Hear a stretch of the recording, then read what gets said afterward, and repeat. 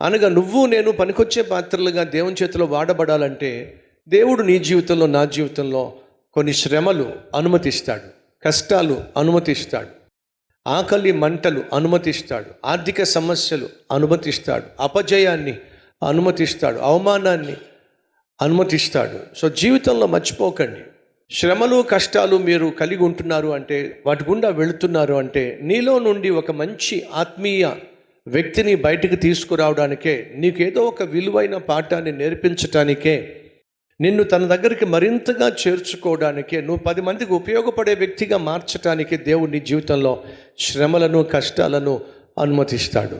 నలుగగొట్టబడకుండా ఒక వ్యక్తి నలుగురికి మేలుకరంగా మారడం సాధ్యము కాదు.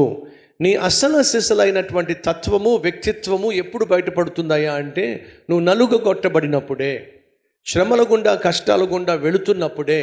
భర్త బుద్ధి అయినా కావచ్చు, భార్య బుద్ధి అయినా కావచ్చు, ఎప్పుడు బయటపడుతుందయ్యా అంటే కష్టాల గుండా, శ్రమల గుండా వెళుతున్నప్పుడే.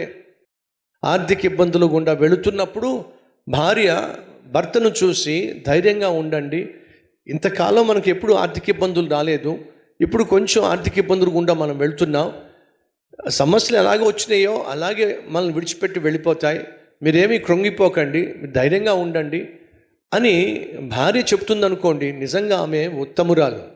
భార్య ఆరోగ్యం బలహీనంగా ఉండి, భార్య ఆరోగ్యం సరిగా లేక అస్తమానం హాస్పిటల్ చుట్టూ తిరగాల్సి వస్తుంది, మందులు వేసుకోవాల్సి వస్తుంది. అటువంటి సమయంలో భర్తగా నువ్వు నీ భార్యకి అండగా నిలబడి, ధైర్యంగా ఉండు, ఖచ్చితంగా దేవుడు కనికరించి నీకు ఆరోగ్యాన్ని ఇస్తాడు, మళ్ళీ నువ్వు నార్మల్ వ్యక్తి అయిపోతావు, నువ్వు కోలుకుంటావు అని చెప్పి భార్యను ఆదరిస్తూ, ధైర్యపరుస్తూ, ఎప్పటికప్పుడు తన కోసం ప్రార్థన చేసే భర్తవైతే నువ్వు మంచి భర్తవి. అన్నీ బాగున్నప్పుడు అబ్బో అబ్బో అంటాం వేరు, అన్నీ పోయినప్పుడు నిలబడేటటువంటి భర్త, భార్య ఉత్తమమైన వాళ్ళు.